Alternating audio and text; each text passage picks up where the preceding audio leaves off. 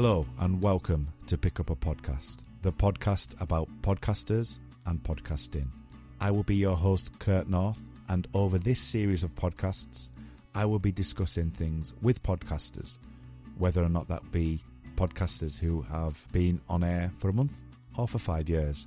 I will get behind the scenes. I will ask them questions about their history, about the show itself, what happens behind the scenes, and also a bit on the subject as well.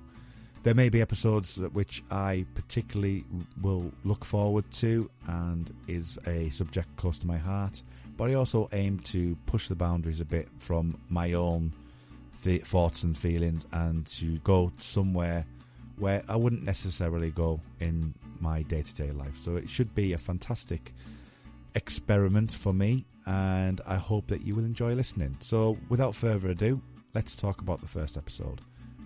Mike White from the Projection Booth podcast was kind enough to give me some of his time last week, and we had a great discussion on his history and his podcast, The Projection Booth. I hope you enjoy. See you soon.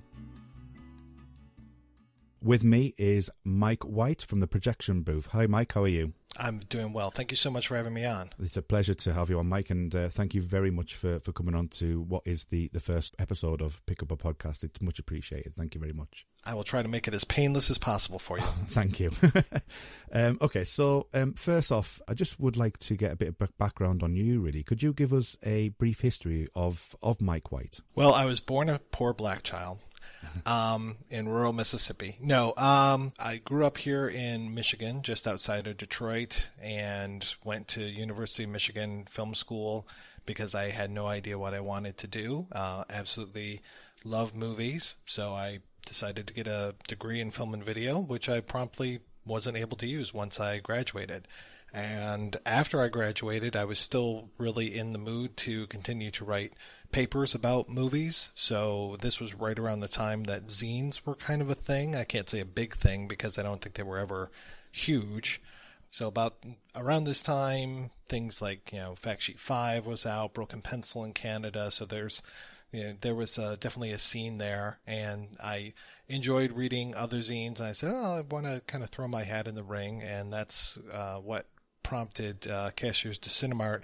Also, I was going through some stuff with the New York Underground Film Festival around that time, and wanted to kind of write down some stuff that was going on, and that became an outlet for sharing things that were happening in my life. So those were really like the first two issues where a lot of things around this short video that I made called Who Do You Think You're Fooling, as well as some other articles like, a free-form poem about how much I hated Ethan Hawke's character in Reality Bites, those kind of things. Real hard-hitting journalism. Yeah.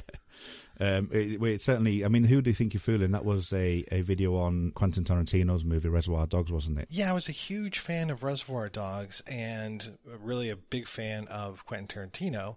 And when I found out that a lot of Reservoir Dogs was taken from another movie, Ringo Lam's City on Fire, I was kind of disappointed and a little disillusioned, and went out and found the movie, which was a chore unto itself. This is, in the days when I had to go to a Chinese grocery store in order to rent City on Fire.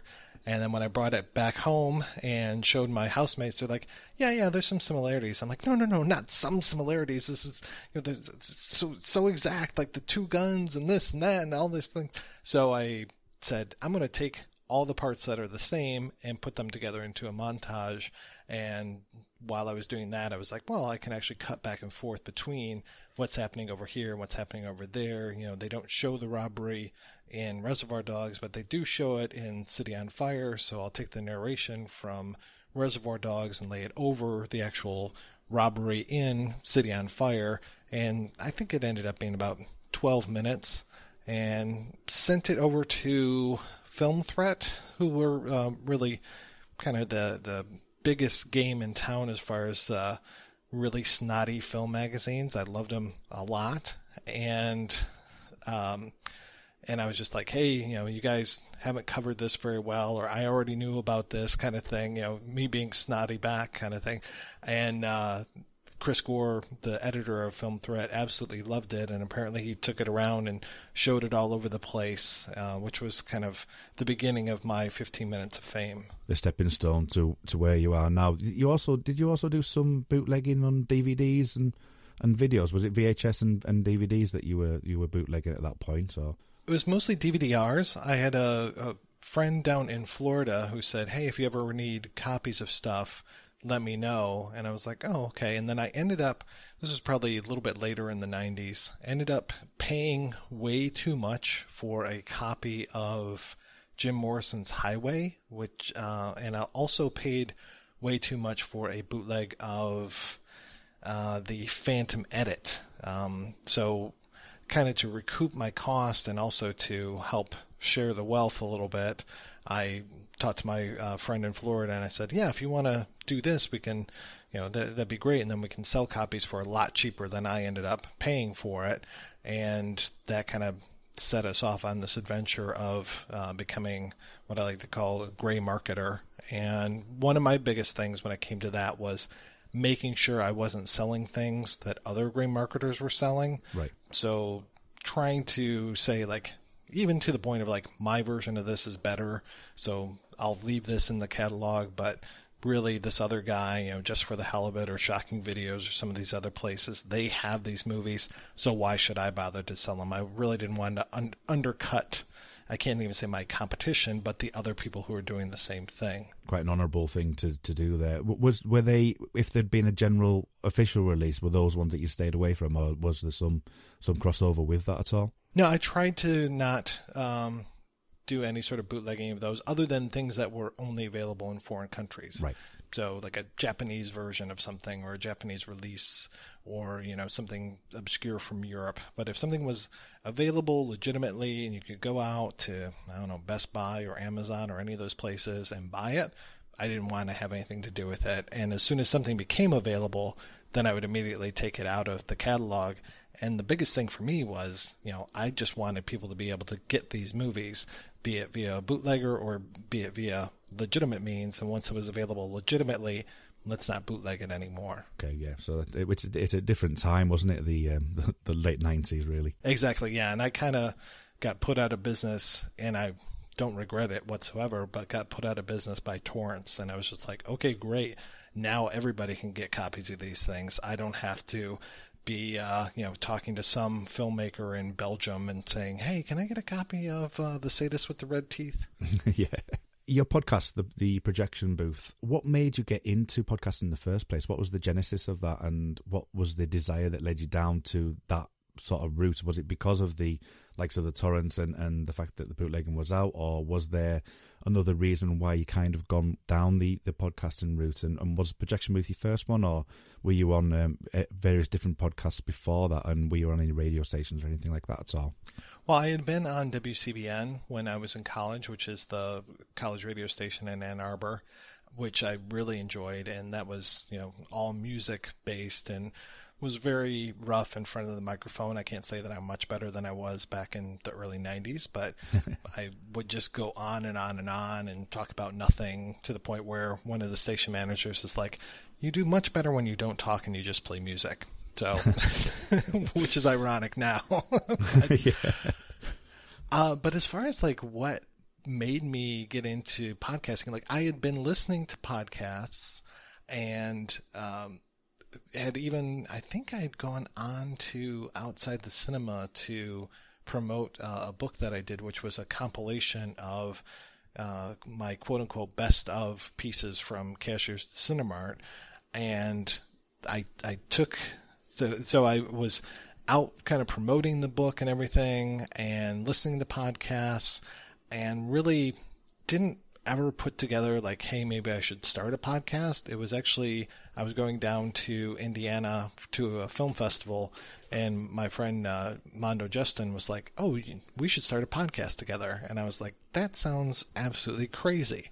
But at that point I had put together the book, so I was kind of done with Cashier's Cinemart, at least I thought that I was, and I really didn't have a creative outlet to go to. So once he brought up podcasts, and I started to really listen to a lot of them more closely and say, oh, there's some things that could be done better here. So I kind of made a list of things I liked about podcasts, things I didn't like about podcasts, and said, if we're going to do this, then we need to make sure that we do these particular things, like actually announce the name of the movie that we're talking about and kind of talk about the plot a little bit more rather than just assuming that everybody knows what movie you're talking about, especially when you're talking about something fairly obscure.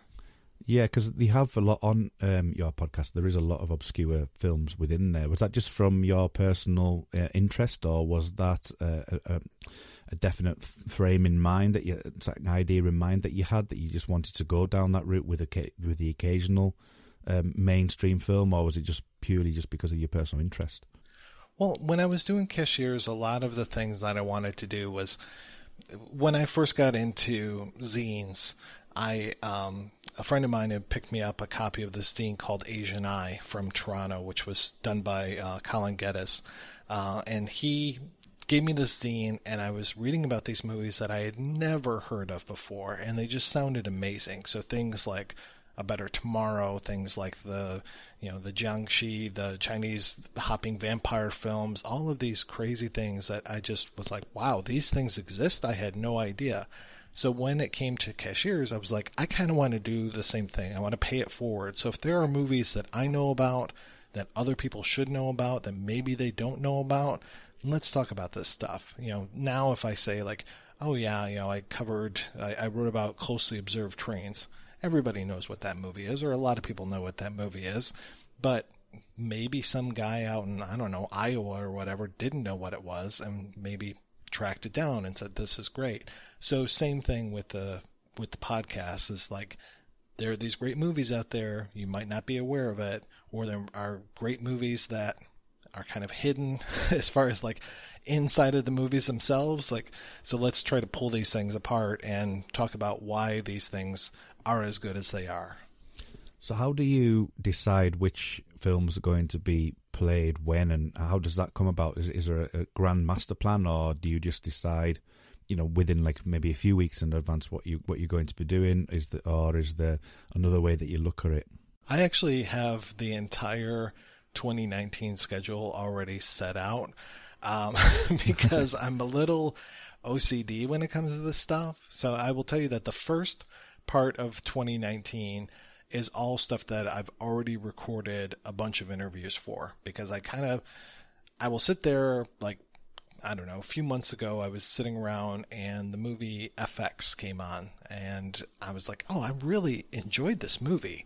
I wonder who I could talk to from it. So I went out and started looking around, found the writer's email address, the director's email address, the contact information for Brian Brown and Brian Dennehy, and I'm sending some emails, and then pretty soon I start getting responses of like, yeah, sure, I'd love to be on this. So then that becomes part of the rotation. So January, I think next year, we're going to do an FX episode. And then there are other times where I just say, I really want to cover this. So no matter what, whether I have an interview or not, I really want to cover this movie. So, when it comes to, like, in a few weeks, we're going to be doing our Noirvember episode. So there are some people I can talk to about, Raymond Chandler and Murder My Sweet, which is one of the movies that we're covering. But if I don't get an interview, that's fine. And I just still want to talk about that movie, because I think there's a lot to that film, and some people might not be familiar with it. So let's talk about it. Well, you've had some amazing guests on the show as well, which I've gone through. I haven't gone through all of them because there's over 300 episodes, but you have had some amazing guests on your show. And I recently listened to the interview with Krista Bell for the Twin Peaks episode. Oh yeah, which was really good. I mean, I love David Lynch, and I absolutely adore Twin Peaks season 3. And you've also had likes of Miguel Ferrer and Steve Raisback from the stuntman, Nicholas Meyer. It's obviously a great catch. And you mentioned there about emailing. Do you approach people in different ways? How did you come about getting those people onto your show? I mean, Lance Henriksen is another one which I've listened to recently. How do you go about trying to get hold of them? I know you mentioned email, but is there any other ways that you tend to do it? Do you know people of people, or how do you approach that? It seems to be more rare that I know a person of a person kind of thing. So, like when it came to Lance Henriksen, I got approached by Joseph Madry, who co-wrote an autobiography of Lance. So I said, well, yeah, I'd love to talk to you, and I'd love to talk to Lance as well. And then after that, it kind of opened up doors where I could then email Lance's wife and say, hey, I'm doing another episode about Near Dark. I would love to have Lance on this episode. So yeah, great, no problem. So that kind of opened up a door. Most of the time, if I can talk to somebody directly, then that's fantastic. So an email, a phone call, a letter, those kind of things. But if I have to go through the publicist or the manager or the agent, most of the time, managers are great because they handle things and I go, yeah, I'll run this past this person. Okay, great, no problem. But publicists, for whatever reason, even though you would think they're trying to get their clients publicity, they just seem to be, they are really adept at saying the word no. So it gets to be a real pain in the ass. And then agents are like, well, where's my 10%? So that right. Gets to be a pain as well. But yeah, I mean, there was one time I spoke to Sarah Douglas, and with that, I had gone through the quote unquote normal channels and got a hard no. And then I tweeted after we did an episode, and I was like, oh, we really wanted to have Sarah Douglas on this episode, but unfortunately, got turned down. And then she wrote me back directly via Twitter and was like, well, who turned you down? I will talk to you. Just let me know what you want to talk about. So oh, okay, great. Thank you so much. So yeah, every single interview is different. Right. Yeah. So it just depends on the number of factors involved. Moving on to producing the show, the way that you research and develop the episode that you're going to be putting out, how does that come about? Well, like I said, I'm kind of planned out already for 2019. So I've already gotten a lot of the materials that I want for those episodes next year. I haven't necessarily started reading and doing all of the research that I want, but I do a lot of preliminary research. I will immediately, if something is based on a book, or if I can find the screenplay for it, or one of the actors or directors or somebody involved with it has written an autobiography or there's a biography, I will immediately track those things down and just kind of put them in a Dropbox folder, share them with the other people that are going to be on the episode so they can start to do their research as well. And then I will revisit it usually sometimes a month, sometimes 2 months or 3 months beforehand, and we'll start my research more properly then. But yeah, it's a lot of tracking down articles, a lot of tracking down, old journals. I love to read the screenplay that things were based on, just because it seems to really show you how the original project was blueprinted and then how things have changed. There are some movies where you just can't find the screenplay. So if there's a book that it was based on, again, I want to see what was that original book and then how did that end up changing. So I really want to talk about the history of the film a little bit more in depth than just looking at the film as a standalone piece. And then also want to talk about how the film kind of fits into greater context. If a movie's made in 1972, 73, I'm going to look and say, was this being affected by the politics of the era? Was this being, were there references in here to things that are happening, and just try to tease out meanings from that as well. And then how were the other films that were going on? Is this a response to something else? And try to learn my film history as much as I possibly can. What did you start out with technology-wise with your recording of the podcast, and how has that changed over time? A lot of it hasn't changed too much. When we were originally doing stuff, Justin and I, we would, it was kind of ridiculous. We would sit in my basement, both get on Skype and record the Skype conversation. So he was, maybe 20 feet away from me and I was on the other side of the room so that we didn't get an echo from each other. And now we still tend to record by Skype, because I've got, co-hosts coming, anywhere from Australia to England to wherever. So Skype allows us the freedom of having these people in the same space at the same time. Now, does the quality suffer? Yes, it suffers a lot. If I'm talking to other podcasters, they can hopefully record their own end of it, and then I can marry things up so it sounds a little bit better than just that Skype compressed conversation.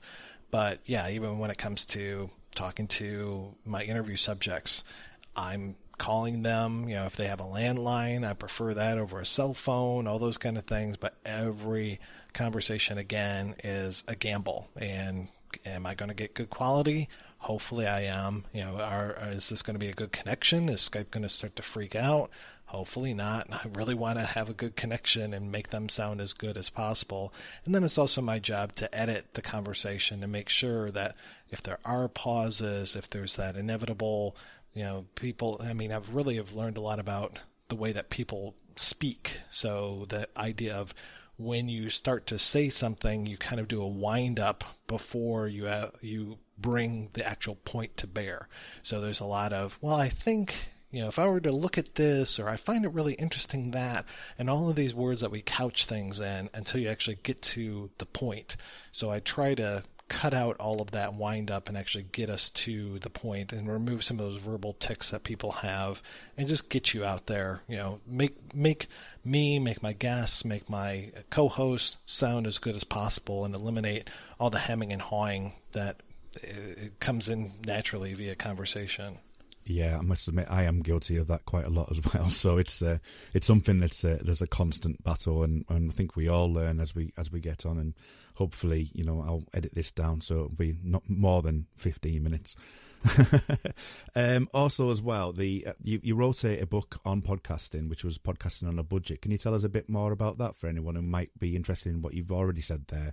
Sure. Yeah, I had been doing podcasting for, I don't know, maybe over a year or so, and people would ask me, well, what do you use? What's your equipment? How do I do this? And just asking me for help. And rather than giving them the same points over and over again, it was more of a time-saving thing. So I wrote it all down, came up with all the thoughts. And the biggest thing for me is, the name of the book is Podcasting on a Budget. So I wanted to talk about how you can do this inexpensively. I still haven't invested in a lot of the equipment I probably should have. I don't have the mixing board, the beautiful microphones, the soundproof room, all of these kind of things. So I was like, well, I did this via a very cheap means, and then you can always expand later on. So here's the lowest cost of entry to do this. Wrote that all down, provided like screenshots of how you're going to actually edit things, all those kind of things. And then just put it out onto like a print-on-demand service. And then if anybody asked me, I'd say, yeah, sure, here you go. And most of the time I didn't send them the link and say, yeah, go ahead and freaking buy it. I was a much nicer person. I would say, here's the link to the file. Just go ahead and take it and enjoy yourself. So I even baked in the cost of the book as far as the cost of podcasting. I think I got it down to like $65 for an initial investment of like, you can start a podcast for $65, including the cost of this book. Right. Okay. So yes, it's really cheap, and that's how a lot of people do start. From my point of view, I started on a film podcast and started to do a couple of guest episodes there, and bought myself obviously from the UK, bought myself a £25 microphone, and that was effectively it. Used the computer that I have and took it from there. And since then, that was over about 18 months ago. That was in total, and since then I've upgraded the stuff that I'm using, but very similar to you. I haven't gone down the route of soundproofing things. All I've got is effectively a half decent microphone and a computer, and I think that works just fine. So anyone out there who is interested in starting one, I definitely recommend you do that, and you can do it on a budget. So that's fantastic. Going back to your podcast, what immediately hit upon myself when I first started looking into your podcast is some of the sheer lengths of episodes that you have. Some can go on for hours, and I mean hours. Up until this point, I've seen episodes on podcasts, with a fair amount of time, 45 minutes to an hour, maybe sometimes even 20 minutes. Yours, as I say, there's a few that can go for at least 2 or 3 hours, and I think I've even seen 6 or 7. Do you have any concerns with that, or was there a reason for letting it just finding its own steam, or how did you come to that decision of letting podcasts go for that long? Well, when I initially started, we were very tight, and we would cut everything down to, I think, like 58 minutes, and we were being syndicated to a place called Jackalope. And so everything had to be 58 minutes. And then, we did an episode about RoboCop, And I ended up getting so many interviews for that. And I was like, I really don't want to cut these interviews down to where it's just about RoboCop, because I'm asking questions about other things that I think are fascinating, and I hope that other people find fascinating as well. So I really want to give my interview subjects the room to breathe. I want them to be able to, feel relaxed and not rushed, and I don't want to just immediately throttle them with, oh, well, tell me about your role in RoboCop. It's like, no. I hear that you were doing this. Hey, Miguel Ferrer, I hear that you were a drummer and you played drums with Keith Moon. Tell me about that. So I want to get those stories. And he was a fantastic raconteur. So it's like, yeah, and then I now want to share those things. So there are times where I will record an interview with somebody like an Ed Neumeyer, speaking of RoboCop, and I'll talk to him about RoboCop, I'll talk to him about other things, and then I'll say, now tell me about Starship Troopers. And he'll give me like an half an hour, 45 minutes just about Starship Troopers. So I'll chop that and make a Starship Troopers episode, because that's another movie that I just want to talk about. So sometimes that's in mind, sometimes it just happens, talking to Jerry Schatzberg about Puzzle of a Downfall Child, and then I go, well, tell me about Scarecrow, and then he tells me all these stories about Scarecrow, and then it's like, okay, now I know I need to do an episode about Scarecrow. So but yeah, as far as like the length goes, after a point I was like, I really just can't cut. I felt bad for cutting the people down to nothing more than a soundbite. So I went ahead, or, cutting myself down, where I was just, it's all ego, right? Because it's like, oh, what I'm saying is so important that you have to listen to my wonderful insights, right? But no, I felt that the conversations were flowing in a very good way. And my second co-host, Rob St. Mary, was like, I think the podcast should be like Fight Club. Fights go on as long as they need to, and I think podcasts need to go on as long as they should. So I said, yeah, no, that works for me. So after that, we kind of freed ourselves of the length restriction, and then like a lot of them are 2-3 hours long. We still have an occasional hour-long podcast, but I'll tell you, as far as the numbers go, an hour-long podcast gets as many downloads as a 7-hour podcast. So it's really kind of strange. Some people dig it. Other people think it's too long-winded. And other people say, no, this is the definitive discussion about this subject. So it's like, okay, good. That's what I'm aiming for. Of course, other people have other points of view. So great. That's cool. Go out and do it. But also, we were talking about how I decide on the movies. You can go out and do a podcast about, I don't know, I would like to do one on Halloween, but I'm sure everybody's done one on Halloween. So what am I going to add to it? But, if not everybody's doing podcasts on John Pace's Crime Wave, so let's talk about movies that aren't as appreciated. Going through the early days of those hour-length podcasts, and then you move into the lengthier ones, you started to get really good rave reviews, and I've noticed that there's quite a few very well-known things like the AV Club and Washington Post and things like that were giving you rave reviews. When did you start becoming aware of those reviews, and how did they come about, and what did they make you feel, and did you have any reaction to them at all? Well, it's always nice to get praise, and it's always nice to get recognized by other folks. So yeah, I will admit that I am a self-Googler, so I'm always looking for stuff, especially like if people are having a conversation and they're just like, and most of the time when I Google myself, it's like, oh yeah, the Projection Booth did a podcast on this. So it's like, oh, well, that's nice. People are actually listening, because that's the worst thing, is you put these things out and you never get any response. And even when it comes to like our Facebook page, our Twitter, our actual blog itself, a lot of times you just don't get any sort of feedback. So it's like, well, I just spent, I don't know how many weeks researching this thing, how many hours recording, how many hours editing this thing. And if you don't get any sort of response, it's like, well, okay, what am I doing this for? So if I go out and I see like, oh, somebody wrote about this, or somebody said like, yeah, the Projection Booth covered it, so that I even know that people are listening, great, that's fantastic. So with regards to podcasts, and obviously, it seems as we get the finished article, it's all nicely produced, it's all nicely planned together, it's all lovely and great to listen to, with all the background scenes that you put in and the interviews that you fill in as well. Has there been any disasters or? Yeah, I've had a lot of disasters over the years. One of my worst ones was talking to the writer of Beverly Hills Cop 4, Stephen DeJarnett. He had given me so much time. Like, we talked for 3 hours, and about an hour and a half into it, his phone disconnected, and for whatever reason, it just ruined the recording. It just turned it off. So I lost that whole first hour and a half where he was telling me about his early days in Hollywood, talking about, I'm sorry, I said Stephen DeJarnett, and that is not right. Stephen E. D'Souza.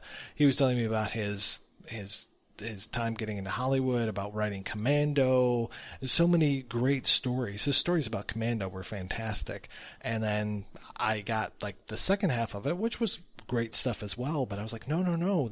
He tells these great stories. So that was awful. After that, I started to run multiple recorders just in case one screwed up.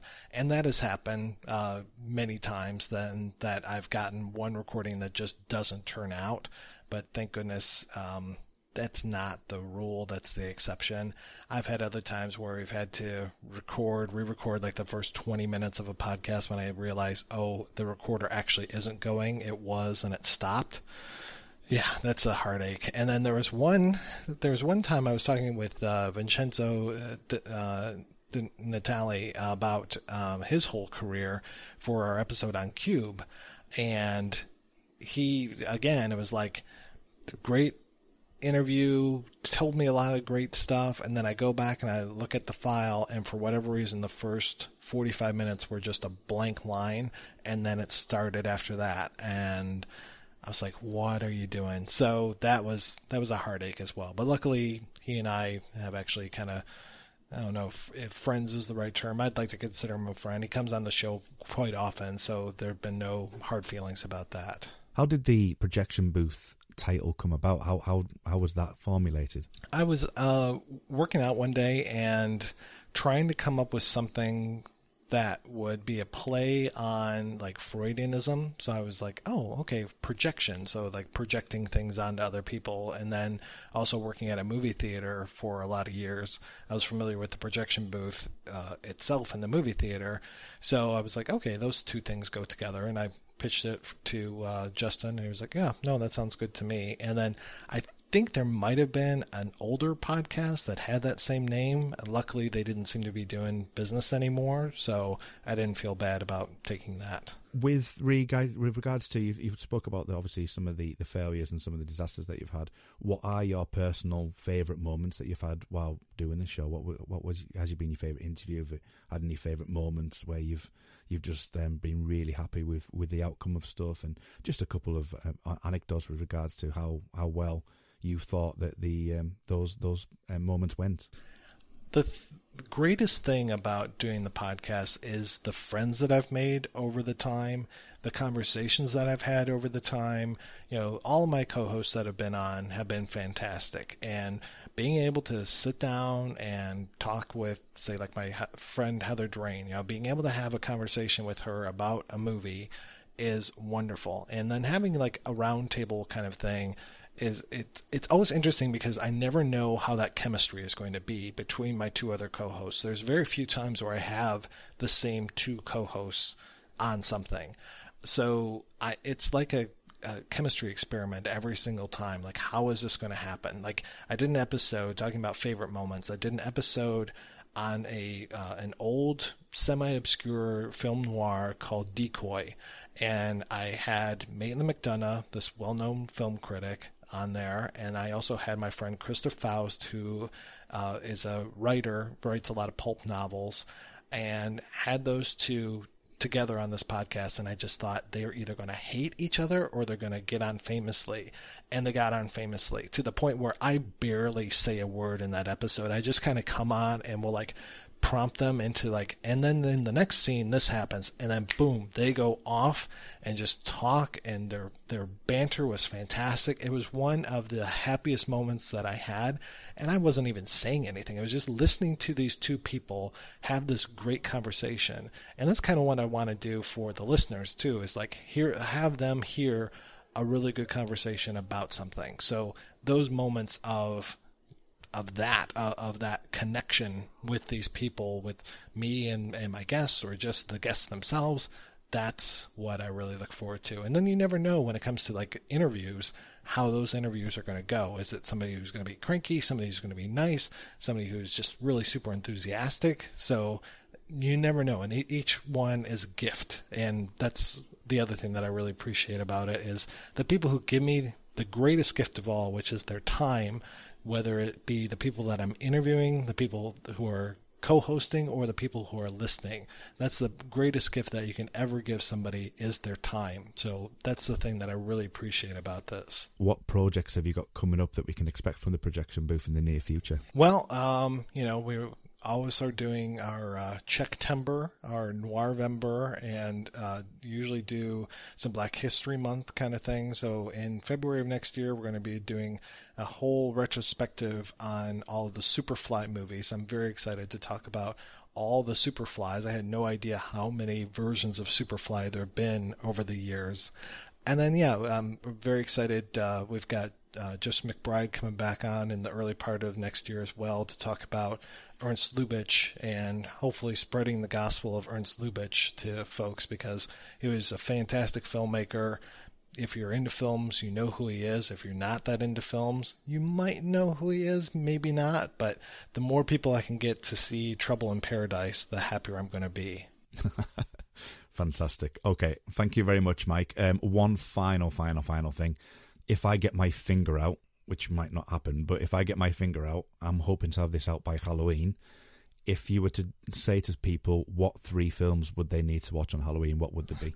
I have the weirdest taste when it comes to Halloween movies. I love the really atmospheric films. So I usually, when I was working in Blockbuster Video and people would come in and they would say, what movies should I watch? What are good scary movies? I would always say the same 3 things. I would say Repulsion by Polanski, Eraserhead by David Lynch, and Children Shouldn't Play with Dead Things by Bob Clark. Okay, well, I've seen one of those 3, so I might put the other 2 on. I've seen Eraserhead, and I recently did a recording on Eraserhead. God knows how that's come out, because he's just so amazingly wonderful and brilliant and just odd that I just love it. I absolutely love that film. But again, thank you very much, Mike, for coming on. It's been an absolute pleasure. Hopefully, if in time, we may well meet again, and we may well speak about future projects. But until next time, thank you. Thank you, Kurt. I really appreciate it. Pick up the projection booth at Twitter at ProBoothCast. At ProBoothCast. This has been Pick Up a Podcast.